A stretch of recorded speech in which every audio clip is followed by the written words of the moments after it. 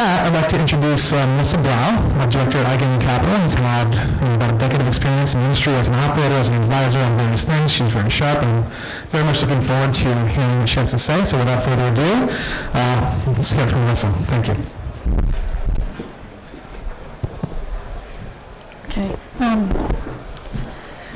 So I'm here more representing the real money gaming side. I don't know if this is loud enough. Is this loud enough? No.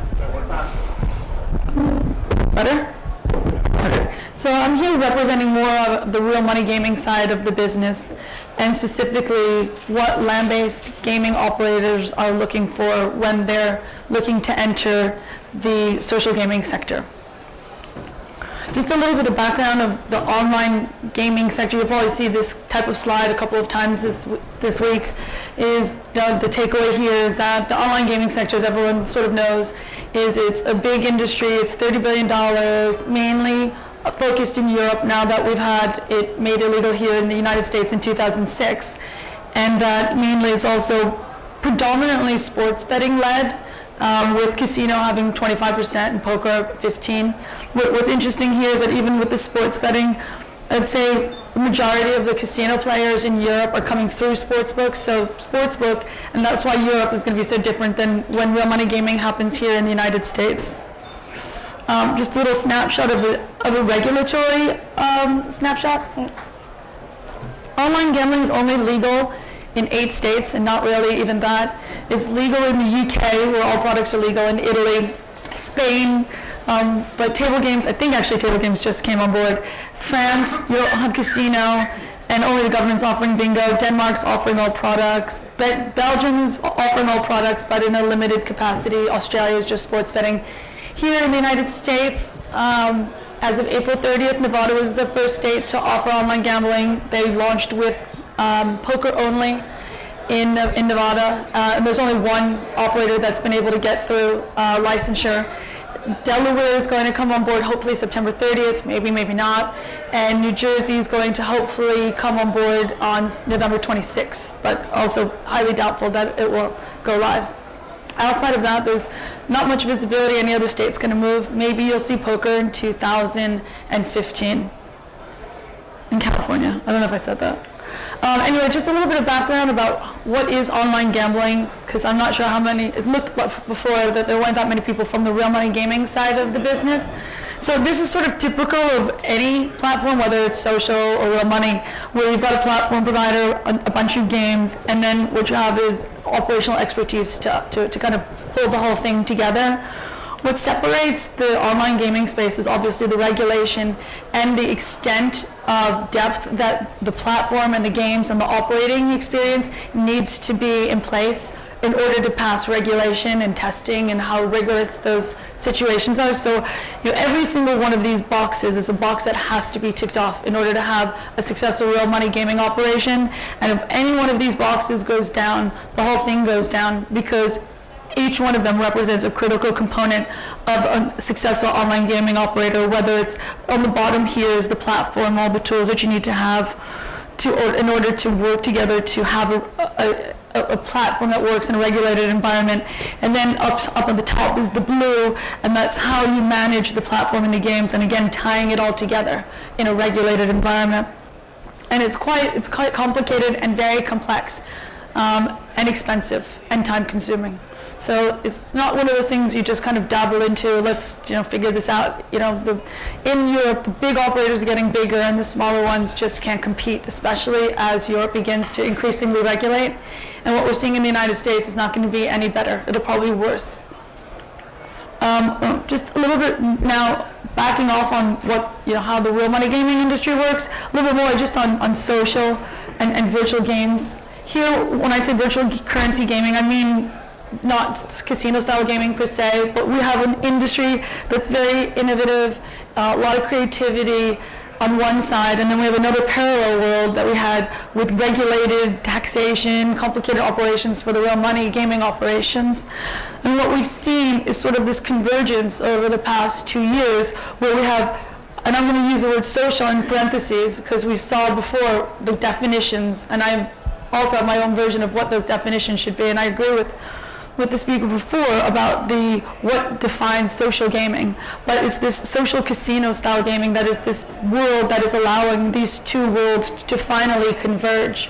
Because you used to have it that you're either in the games industry or you're in the gambling industry, and no one wanted to have anything to do with one another. And even the ancillary industries like the investment banking community and all the support services and the lawyers, they were either one or the other. But now you're seeing this kind of merging of the two, and it's providing a lot of opportunities for both sectors. What's interesting is that in the online gambling world, and I don't know if you've seen the report that came out last fall from Morgan Stanley. I'm a bit sick of this slide. I wish they would update it because it's very hard to get statistics on the industry. But the online gambling world is about $35 billion in terms of revenue. Virtual game, $8 billion, with this combination of the casino-style virtual currency games of 1.7.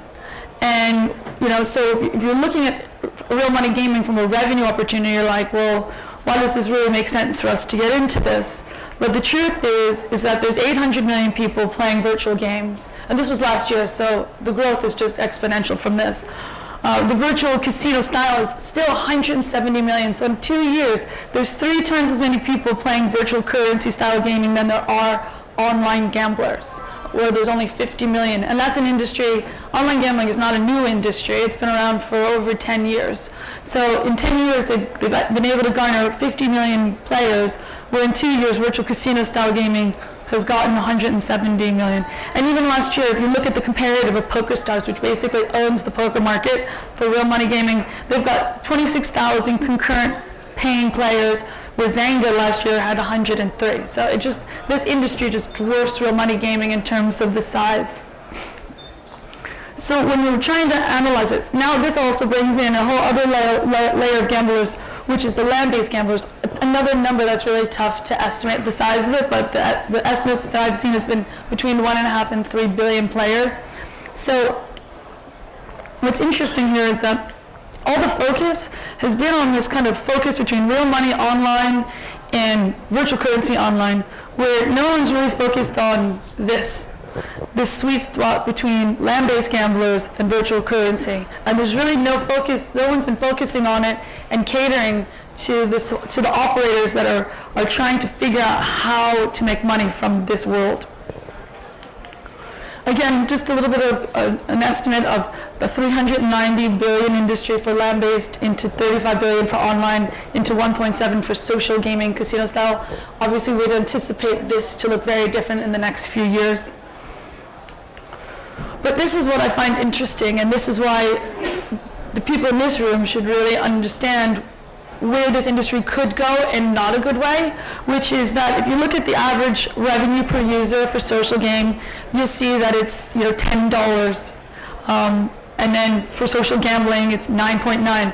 But once you get those people to pay, and we all know it's about 1.5, 2% from people that don't pay versus the percentage that pay. But once they do pay, their behavior pattern looks a lot more like real money gambling than people care to admit, with the average person spending $538 over the course of a lifetime, versus in real money gaming, $716. So this is the area, and I'll go into this a bit later about regulation, but this is the area that is worrying some of the regulators about what they should do about this industry.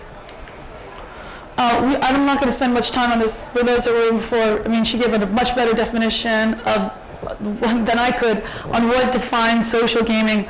But the thing that does frustrate me is that even people in the industry are, they say free play, and they continually mix it up with social and virtual currency, and they're very different, and the legal ramifications between mixing those terminology up could be very detrimental, because free play is not virtual currency, and it is not real money, because when you have true free play, you are not putting consideration down. So from the real money gaming side of the world, it's dangerous to be like a free play site is a virtual currency site, because it's not. It's more of a freemium site. And to me, it's all social, not all of it, but you can have real money gaming in bingo, which is just as social as any game that I've ever seen, because it's really not about the bingo and it's all about the chatting. So to call all of it social is a bit of a misnomer, and so I try to keep it between, is it free play, are you using virtual currency, or are you doing real money gaming? So why has this become such an important industry? I mean, we're all here in this room, and we all get it. There's a blurring between what is defined as real money versus what is defined as virtual currency. We've seen a lot of high-profile acquisitions and strategic investments creating massive returns, and we know it's a growing industry. There's been a huge amount, I'm not going to go into all of these, but there's just been, this is to just demonstrate all the activity that we've seen of gambling companies, and I hate using the word gambling, but I'm going to separate it out from gaming, which is, the virtual currency style gaming. But all of the investment that we've seen of gambling companies wanting to get into the virtual currency casino style gaming industry. And so we've seen mainly companies that were online only. Here on this page, only Caesars is the only land-based gaming operator. We've seen activity from online operators and land-based suppliers mainly. Again, here's more where Zynga's partnerships with bwin in Europe, but pulls out of the US, and Betfair and Playtech and WMS, and just more and more you're seeing more and more movement into this blurring of the two worlds. And on the virtual currency side, getting into gaming, I really had to stretch to put this slide together because there's really just not that much of it. We've seen Bonzo, which is Mirrorball, get into real money gaming with Mirrorball getting in through Bonzo with their partnership with Sporting Bet and Unibet and Bettable, creating this kind of environment where you can take your social games and drop them into a turnkey solution for real money. And Zynga, which we've seen partner with bwin, and Slingo, which made an announcement, have yet to do anything. And the rest kind of, I try to fill out the page. But the reason why there's a lot less movement on this side is because it's really hard. Getting into the real money gaming business is really hard. And if you want to get into the real money gaming business, you really have to think about it from the beginning. It's not something that you can do as an afterthought, because the way that you have to develop your systems and create your operations is a lot more robust, a lot more in depth. You will have regulators and testing houses crawling all over you if you want to get into this side of the business. So here's a little problem with the gaming sector, is that the real money gaming sector is sort of not in sync about how they feel about this industry. The controversy started about 2 years ago when the CEO of William Hill, which is the largest land-based bookmaker, the CEO came out on his blog and said, we are not supporting this industry, we have no interest, we see what it's doing, this should be regulated. Anyone wants a copy of my slides, just come up and give me your card. But he came out with this quote saying that it's addictive and it's marketing to minors, and it should, and they're not going to get involved until it's regulated. And then you see another online operator, the founder of PKR, which is a 3D real money poker site, mainly in the UK. And the guy is also a game developer by training, saying, I know how these games are built, and we build them to be addictive, and they should be regulated. Well, he shouldn't say regulated, let me take that back. Self-regulation is what he's proposing. And I'm going to go into the efforts of self-regulation in a moment, but he is a big believer of self-regulation in the industry. And then on the other side, you have Caesars and IGT and WMS. We all know that these are kind of 1, 2, 4, MGM. They're taking the other stance and saying, we're going for it. We want in. We want to figure out how to make money from this. We want to be active in this. So back onto self-regulation. So last year we saw something called with the launch of the Social Gaming Association, of which Blau became a member, Alderney, Slingo, Absorber Games, Interaction. It was basically put together by a lot of the real money gaming guys out of Europe. And then later we saw something called the International Association of Games Coalition, which said, okay, we don't really want to be standing too close to the real money gaming guys because we're game developers. And now they're sort of trying to figure out how to work together.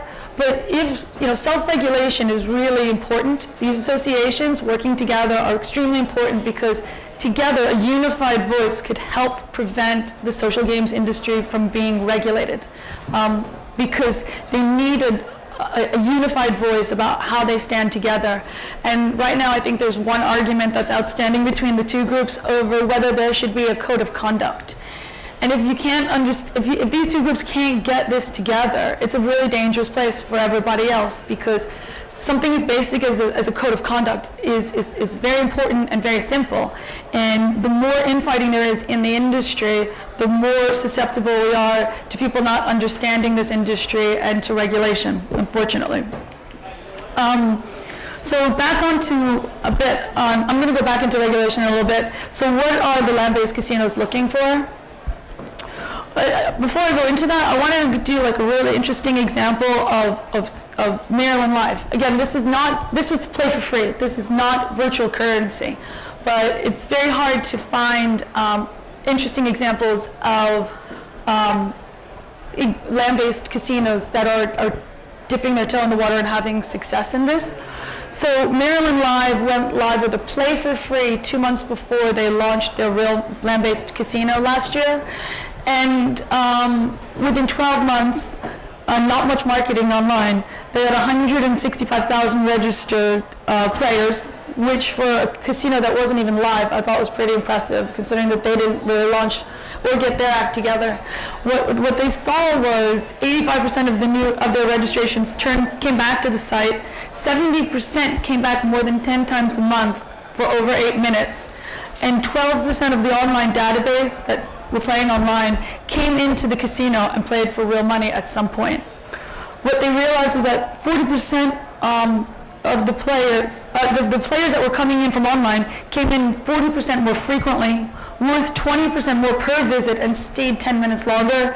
And then from what they worked out is that 15% of the revenue from their land-based casino, this newly opened casino, was being driven specifically from their online efforts, which they weren't even spending that much money marketing. So it just definitely demonstrates that there's this overlap between land-based players that really want an online experience. And it wasn't even a great experience because it was the Aristocrat product, which doesn't even represent very much of their their land-based gaming floor. So the one complaint that they had was that there wasn't enough cross-experience between the land-based experience moving into the online.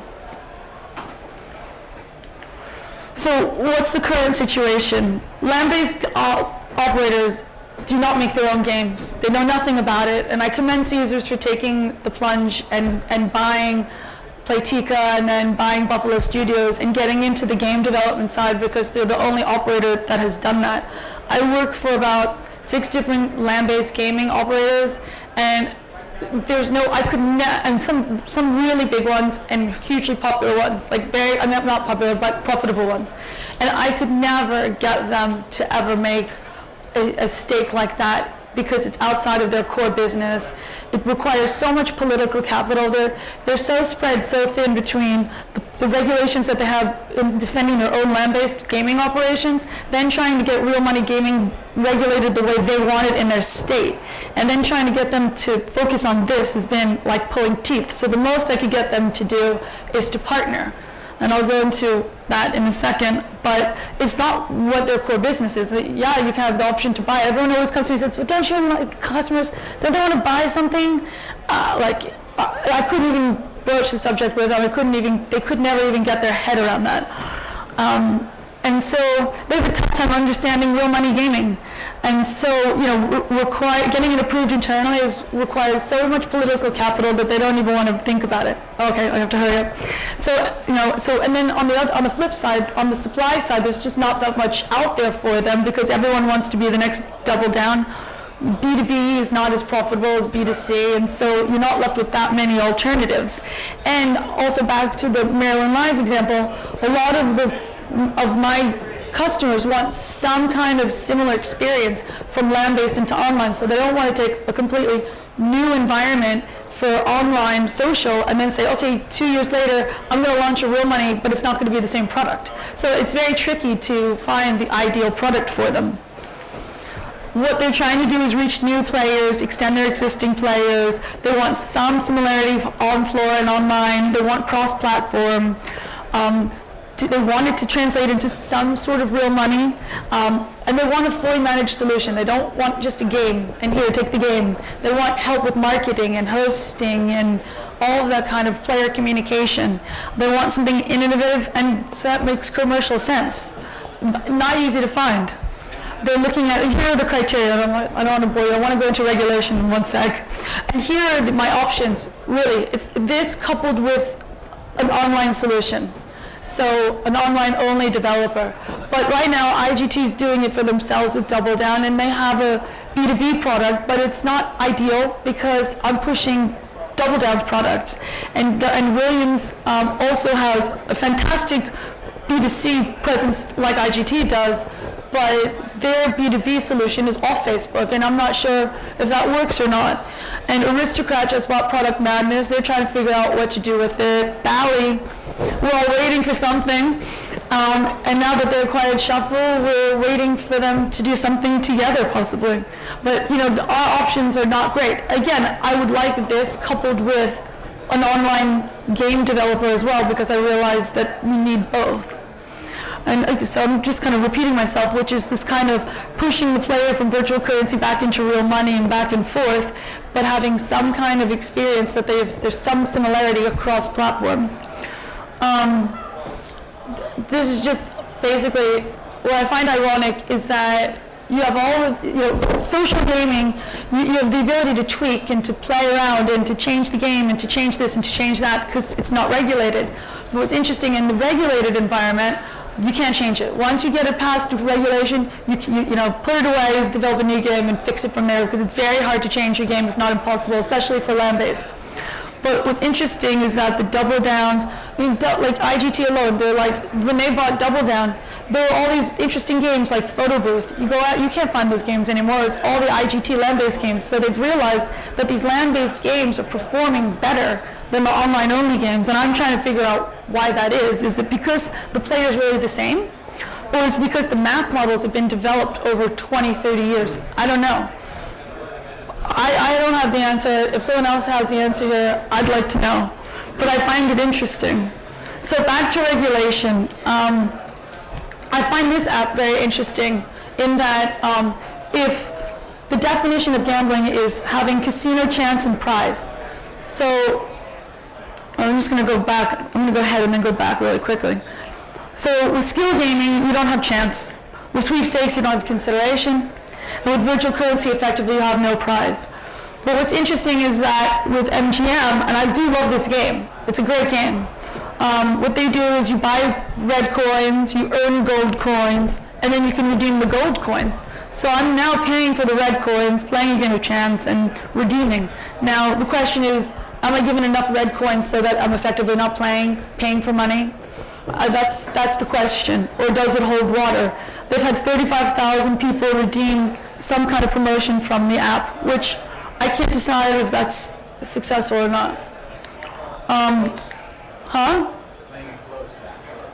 Well, it's 35,000 over a year and a half. To me, that's not successful. I would have liked to see more, but back onto regulation. So now we have countries in Europe that are trying to figure out whether this is legal or not. So I love Belgium. They basically created a blacklist for all the social games. Not all of them, but they're creating it now as we speak and adding to it all the time. Their definition of gambling does not have to have a prize.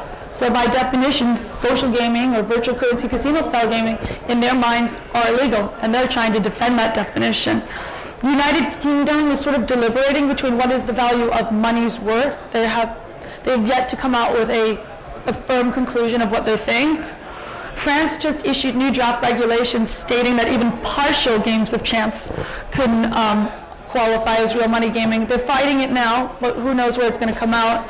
And Australia is now have also draft regulation to try to change the definition of gambling to include virtual currency. So, as these countries one by one start to regulate or try to figure out, is this a regular, should they be regulating? The industry, in my mind, should be working more closely together, and they are. I mean, the international games, the coalition one, the one with Zanga, have done a very good job, putting the industry's position forth, but it would be better if there was just one entity altogether.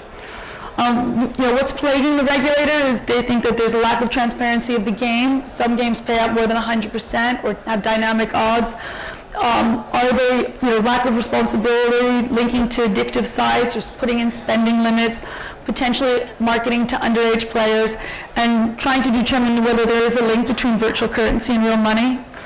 And, it's about, does this land on some politician's desk or not, really? And they have to figure out how they could, is this good enough being put through consumer protection associations, or should they be taking this over? So, again, when do I think it happens? When it hits some politician's desk. I don't want to go through, everyone knows through the story of the Kampu Gotcha, but what most people don't know is the story of the pinball machine, which in 1942 was deemed illegal and banned by Mayor of New York City, LaGuardia, where he hired the police to smash 3,000 pinball machines and throw them into the East River, deeming them as gambling machines. And it wasn't until 1974 that some guy who was awesome at pinball went into a court and just said, I'm going to hit it there, and it is a game of skill, and now pinball machines are legal. But for a long time, they were not legal. They were deemed gambling machines. And so, Bally had this bingo pinball a long time ago where they overlaid a glass holes, and it was deemed illegal because the patterns were randomly generated. So there are a lot of examples of things that shouldn't be illegal that were for a period of time because of a lack of coordination of the industry. And so, my big thing is that the industry has to work together to push this concept of self-regulation before the regulators, who are semi-ignorant and have an agenda, get worried that it's going to fall on some politician's desk. And then there's always the academics out there with an agenda who are constantly saying that they're marketing to children and they're fuzzy and pretty little things. And so this is just my pitch to the industry to sort of figure out how we can all work together, and also help me figure out how I can find a solution for the land-based casinos. That's it.